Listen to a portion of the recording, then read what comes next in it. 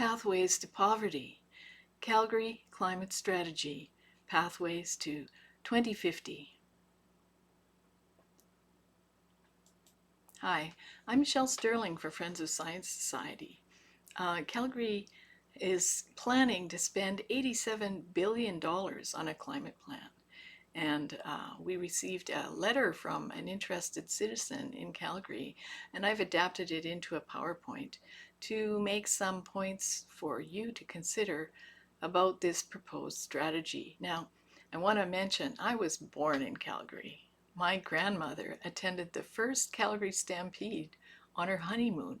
So I have a lifelong love for Calgary, deep affection for the city, and I love the Stampede. As you can see, I'm not a cowgirl. I'm not a rancher cowgirl or a horseback rider, but I love the Stampede, and I love everything about the city, especially in its heyday of the energy city of North America. So I hope one day we can get back to that, but we certainly won't be able to if we continue down this path of the climate strategy that will put us in the poorhouse. And we're going to talk about why here. So let's just walk through the PowerPoint. So Pathways to Poverty is what we're calling this, and you'll see why. The David Suzuki is pushing Calgarians to support Calgary's Pathways to 2050 plan. I don't know what kind of a dog they have in the hunt. They don't live in Calgary. And all kinds of familiar climate alarmist phrases are being used. Committing to climate action and a goal of reaching net zero emissions by 2050. The city is leading on climate. We need bold climate action. We can't afford not to act. Unprecedented opportunity to be a world leader. Oh, really? Well, can we afford it, Calgary? We're talking $87 billion. So what you see here in this little man and this little pile of things here at his feet, this is a representation of $1 million. This is based on packs of $100 bills in packets of 10,000. So if you extrapolate that, you get 100 million, and here's 1 billion. So we're talking about 87 of these. That's what taxpayers will be responsible for. Calgary's population is 1.6 million people. So 1 billion times 87. Does that sound realistic? And here's some of the points from the letter that we received. Calgary City Council must explain the timing of the climate emergency declaration. This is a very good point. Even though they, meaning council and the people who were elected last fall, even though they were silent about climate issues during the 2021 municipal election campaign, on November 9th, 2021, just 3 weeks after getting voted into office, Mayor Gondak, with councillors Kara, Dhaliwal, Mayan, Penner, Spencer, and Walcott, prepared and sponsored the motion at council. This is referring to the Calgary Climate Report here. You can see these things in that report. The timing of the declaration suggests that some of the sponsors, likely with the help of sympathetic members of city administration, were quietly working on this declaration before the election. If it's so important, why did they not campaign on the issue?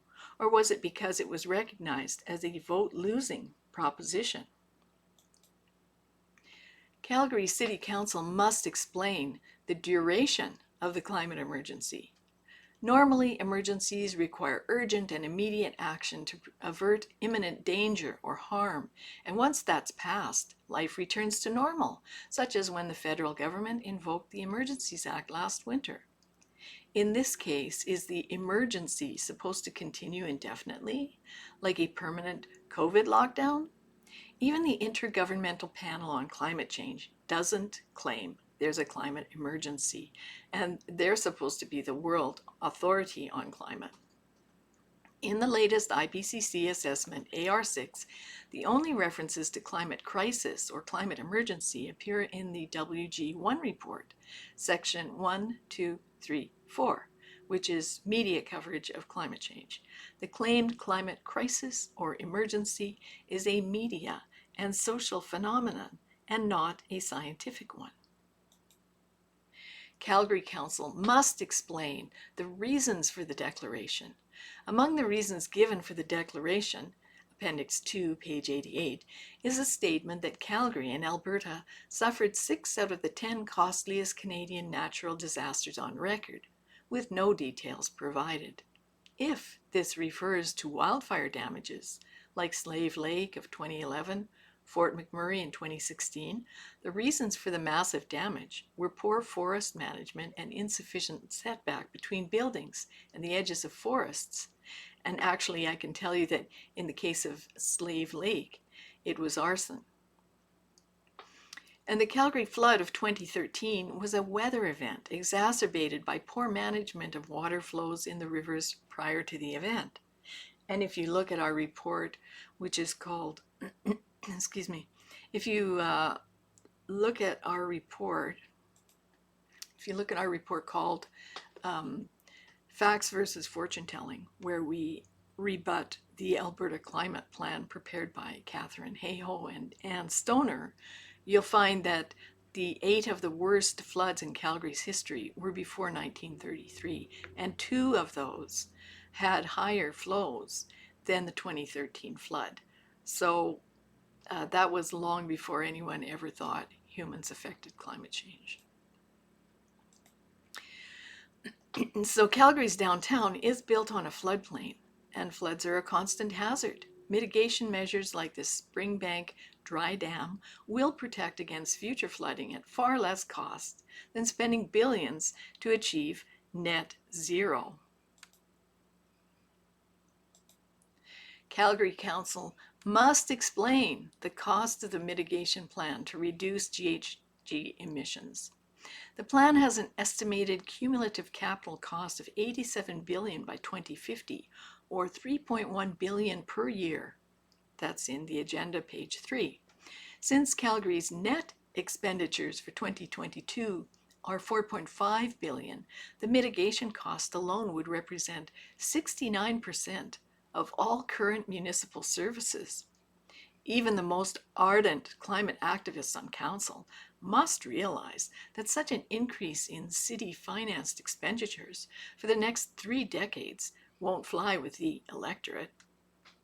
Appendix 4, page 4 of the strategy lists funding sources: federal, provincial, property taxes, municipal climate tax, offset levies, franchise fees, user service fees, but with no indication of what proportion of the $87 billion would come from non-municipal sources. I want to mention something right here. People often say, oh, well, we're going to get funding from the federal government. Well, that money from the federal government comes from taxpayers. So you're funding yourself if you're believing that you're getting money from the federal government. Not to mention, people should be aware that places like Ottawa have equally grandiose climate schemes. Ottawa's climate plan, Ottawa city climate plan is $60 billion, and they have about 1 million people there. So that means that we will also be paying for their climate plan, and we'll be expecting them to pay for our climate plan. So it's a kind of a lot of self-dealing and patting each other on the back, but with poor people's money, actually. So keep that in mind. Now let's see here. Calgary City Council must explain net zero retrofits. Attachment 2, page 25, states that by 2030, 3% or 19,000 dwellings annually are to be converted to net zero emissions, with all converted by 2050. Page 32 notes that retrofits can be more expensive and complicated than simply building new buildings to a net zero emission standard of construction. So does this mean that city bureaucrats will have coercive power to order homeowners or condo boards and rental owners to vacate their premises for months during the retrofitting? The same paragraph on page 32 does contain the words, eventually through regulation. How much will the owners be expected to pay for what, in most cases, will be more than the value of their expected existing buildings? And I want to put a note in here. This is a very serious concern because Deutsche Bank issued a Build Back Better brochure or report some time ago. And one of the things that Deutsche Bank in Germany was calling for was for an eco-dictatorship. And the example they cite is exactly that. What if a homeowner doesn't have the money to make their home retrofitted to net zero or doesn't want to do that? Then they felt that an eco-dictatorship would be appropriate to force a person to do that. Now, of course, Deutsche Bank is not running the city of Calgary, or we hope not, but that's a very bad sign that many climate activists see it as being appropriate to really coerce and force people to do things that they either can't afford or don't want to do. So we should have some clarity on that. And also, how much will owners be expected to pay for what? Oh, I already read that part. I'm sorry. Let's just go on with the show here. One more slide. So Calgary City Council must explain who are the beneficiaries of this plan. Attachment 3, page 15, lists participating organizations for the Calgary Climate Panel. Many of them: 3D PHC, Avalon Master Builder, Build Calgary Region, BOMA, Brookfield Residential, Built Green Canada, Canada Green Building Council, Siemens Canada, Solar Homes, Urban Systems, WSP Canada, and ZS2 Tech have obvious commercial interests in the climate strategy. With $3.1 billion a year to be spent over the next 3 decades, these organizations stand to do well by doing good, right?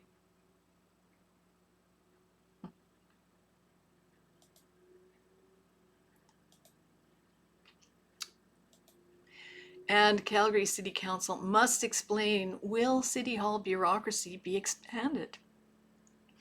Moreover, managing $3.1 billion a year is going to require an expansion of the City Hall bureaucracy. Besides being well compensated at above market rates, thanks to their unions and sympathetic council members, the bureaucrats would enjoy guaranteed employment for decades and enhanced control over citizens' lives. And I just added this point here. What of the additional long-term burden of pensions? These can be quite onerous. And Calgary City Council must reject the climate strategy.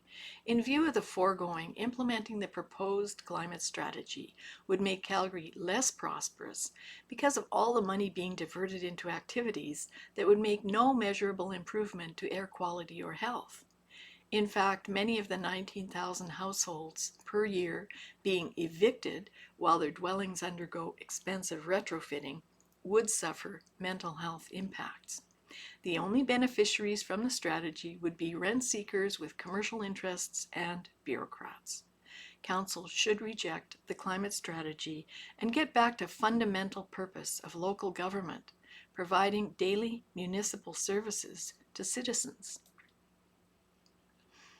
Now, I don't know if people are aware of the original climate plan, which was Sustainability 2020. And that was, of course, launched in about 2010. And a group called Imagine Calgary was part of that. And they were trying to envision Calgary 100 years from that date. But part of the step was to go to 2020. Now, that program was a complete failure, as you can see on this slide, because they envisioned that we would have a prosperous economy by 2020 and everybody would be happy and well-to-do and everything would be great. And of course, the exact opposite thing has happened. There's an additional 311,000 square feet of empty office space in downtown Calgary in this report. So the tar sands campaign has really decimated the city, and and everything that goes with it. All these climate measures have really taken a toll on trying to keep our beautiful city beautiful and functioning. And really the fundamental question is, how would $87 billion stop Mother Nature? So here we see a graph of the Holocene, the past 10,000 years, and you can see that there have been warming and cooling periods, warming and cooling, warming, cooling, warming, cooling, warming, cooling, and now we're in another warming period, the present day. So this seems to be a cyclical pattern. It's not an equal cyclical pattern. There are many factors involved in climate change, but throwing 87 billion at this won't stop it, just like throwing 87 billion at the Okotoks Big Rock, which is a sacred place to Aboriginal people from the Blackfoot Nation. Just throwing money at this rock will not make it go back to Jasper, where it came from, with glacial flows. So, it's kind of almost an insult to the integrity and the common sense of citizens to claim that $87 billion will stop climate change. So my personal opinion is that people should vote no to the Calgary climate strategy. It is a pathway to poverty. And we have a number of reports that you can read. First of all, I invite you to go back to our 2017 reports and see that at that time we were already very concerned that the taxation for the climate plans proposed then would be enough to drive people from the city. And you see, this is a repeating pattern in society. There's a book called The Collapse of Complex Societies. I don't remember the name of the author right off the top of my head, but it's quoted in those reports. And he notes that what happens throughout history is that societies get to a level of complexity where the cost benefit that the resident receives in terms of the taxes paid for what they get back diminishes as society gets more and more complex. And these crazy climate policies make things very complex, because now you have to have special bike lanes, you have to have special electric chargers for your EVs, you add on all these little doodads that really do nothing to relate to what the average person wants. They want sewer, water, and public services like road clearing, especially in winter. They want those at the most affordable cost and with the greatest expectation of service. So, Calgary has already enhanced the city in many, many ways with Nose Hill Park, Fish Creek Park, all the beautiful pathways that there are through the city for walking, jogging, biking. But now we're actually reaching a tipping point, if you like, where the return on investment in these things, especially when they're climate related, is negligible. And as we just noted, it's not going to stop. Climate change is not going to stop Mother Nature. So read these reports and see what we had to say back in 2017.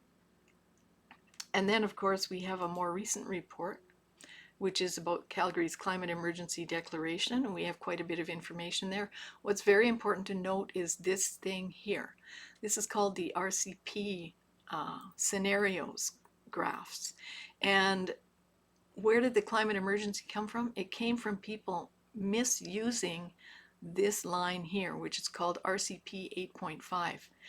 The IPCC no longer sees this as a likely future for humanity, meaning that the climate emergency is over and we do have time.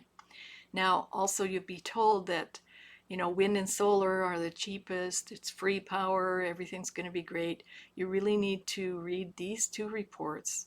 This one is what you really need to know about renewable energy that the Pembina Institute won't tell you. These are written by professional engineers who actually make systems like this run. So they'll give you the goods on why it's so complicated and why wind and solar are 3 to 9 times more expensive than conventional power. And this This report, The True Cost of Wind and Solar Electricity in Alberta, will also give you the lowdown on things like batteries, because people go, oh yeah, well, we just add some batteries, everything will be fine. But that's not true. So read these 3 reports. And here are 2 reports by Robert Lyman on squandered public funds. And the first one is about public transit. Uh, and I mean, public transit is useful. It's good for many people who don't have other options. But no one ever talks about the embedded emissions in public transit. And the Cato Institute did a study in 2008, and they found that the Portland Interstate Light Rail Transit System was supposedly built to reduce emissions, but they found that the embedded emissions, meaning, all the construction of it and all the emissions associated with those materials and the work that went into building it, those emissions would not be offset for 172 years by users. So, by that time, cars would be much more efficient. Emissions would have dropped considerably from cars, and that rail line would, of course, have to be rebuilt a couple of times. Maintenance costs would be very high. So that's squandered money. You should look at that. And then the other one, the 85 million ton obsession, is about how the federal government has spent the past 5 decades trying to get people out of their cars. But this is Canada. It's a big, big country. It's cold and rainy and hot, and people need their cars to travel and also to enjoy Alberta. I mean, it's so difficult for people in the city who don't have a car to enjoy Banff, for instance. Whereas if you have a car, you can go skiing, you can go hiking, you can go picnicking. So, people do use their vehicles also for work. All the tradespeople need vehicles. They can't use public transit. So please read these 2 reports and appreciate, the costs and consequences of public transit. And then we also have reports on net zero. So this one we submitted to the Net Zero Advisory Board. Net zero, we see it as a holy grail. It's certainly not something that can be done in the short term, and 2030 and 2050 are way too short a term. Another one on the just transition that's alleged to be going on. We call our report Climate Injustice for All, because everyone will be in the poorhouse if these policies proceed. And Robert Lyman also did this report, Magical Thinking, Why Net Zero is Neither Desirable Nor Possible. Now, he's been involved in these kinds of policy discussions for 40 years. So he's got a very good background on it, and people should pay attention to what he has to say. And about us, we're the Friends of Science Society. We are actually headquartered in Calgary. We're an independent group of earth, atmospheric, and solar scientists, engineers, and citizens. We're celebrating our 20th year of offering climate science insights. And after a thorough review of a broad spectrum of literature on climate change, Friends of Science Society has concluded that the sun is the main driver of climate change and not carbon dioxide, CO2. So,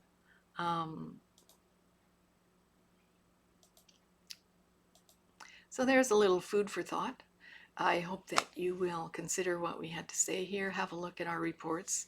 I hope City Council will come to their senses and be reasonable and responsible with public funds and not make promises that they can't keep or promises that will put Calgarians on a pathway to poverty. So thanks very much for tuning in for Friends of Science Society. I'm Shel Sterling. Oh, by the way, we're in our 20th year of operation. So we just ask our viewers if they would please make a small donation of $20 to Friends of Science and help us carry on our work. We're run by a volunteer board, and we run on a very thin margin, unlike the big ENGOs, which are funded by foreign parties, which are funded by taxpayers with their charitable status, and which receive billions of dollars in grants and consultation fees from governments at all levels every year. So we're just asking for $20, and you can voluntarily contribute.